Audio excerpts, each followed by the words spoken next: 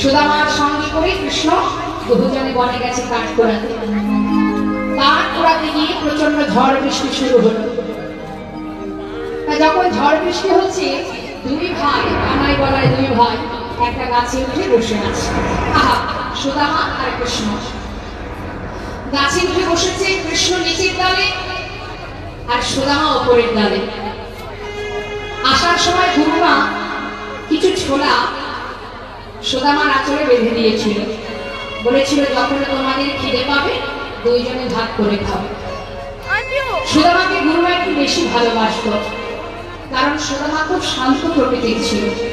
বেদ অধ্যয়ন করত, গুরুদেব তাকে শিক্ষা দিত আর বলতো যে বেদ অধ্যয়ন করে সে কিন্তু কখনো মিথ্যা কথা বলে না, তাই তুমি কখনো মিথ্যা বলবে না। সুদামা গুরু বাক্য কখনোই লঙ্ঘন করতো না। কিন্তু না, কৃষ্ণ এতটাই দুষ্ট ছিল। কৃষ্ণ মনে মনে ভাবতো, মনে হয় গুরুমা সুদামাকে বেশি ভালোবাসে। তামা গাছের ডালে যখন দুইজন বসে আছে, হঠাৎ ঝড় বৃষ্টিতে বেশ কিছু সময় চলে যাচ্ছে বলে সুদামার এতটা খিদে পেয়েছে, সে কি করেছে, ওই গুরুমার দেওয়া ছোলা মুখে দিতে যাবে, এমন সময় কানার কথা মনে পড়ে গেছে। চিন্তা করছে, মা যে বলেছিল কানাইকে দিয়ে খেতে, কি করি এখন? কিন্তু কানাই তো নিজের ডালে, ওকে দেবো কি করে? আগে আমি খাই, তারপরে নিচে নেমে কানাইকে দিয়ে দেব। এই ভেবে একটা একটা করে ছোলা নিজের বদলে দিচ্ছে, আর একটা একটা করে ছোলা নিচে পড়ে যাচ্ছে। ছোট মানুষ তো মুখে দিচ্ছে, আর বৃষ্টিতে সারা শরীর ভিজে গেছে, ফাঁক ফাঁক করে কাঁপছে। মুখে দিচ্ছে, একটা একটা করে গালে দিচ্ছে, আর একটা একটা করে নিচে পড়ছে। তা যখন নিচে পড়ছে, যে ডালে কৃষ্ণ বসে আছে তার সামনে দিয়ে ছোলাগুলো নিচে পড়ছে।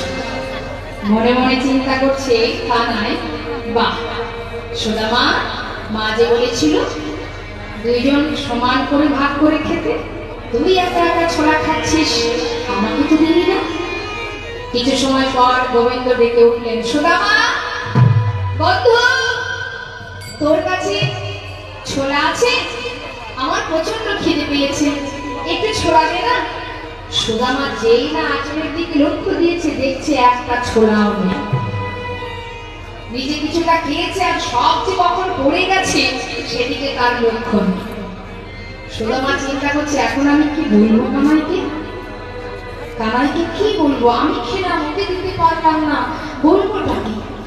হঠাৎ একটু মিথ্যা কথা বলেছিল। বলছে, কানাই জানিস, বনের ভিতরে কাঠ পোড়াতে পোড়াতে কখন যে আমার আঁচল থেকে ছোলাগুলো পড়ে গেছে, আমি একটা ছোলাও নেই, একটা ছোলাও নেই ভাই, আমি জানি না কখন পড়ে গেছে। গোবিন্দ মনে মনে চিন্তা করছে, তুই ছোলা খেয়েছিস, এখনই ছোলা খাচ্ছিস, আর আমাকে বলেছিস ছোলা একটাও নেই, সব পড়ে গেছে, মিথ্যা কথা বললি। মনে মনে ভাবছি, সুদামা যে অন্যায় করলি তুই এর জন্য সাজা তোকে পেতে হবে। কোনো কথা না বলে কিছু সময় পর ঝড় বৃষ্টি বন্ধ হলো। এবার দুইজনে চলে এলেন গুরুগৃহে।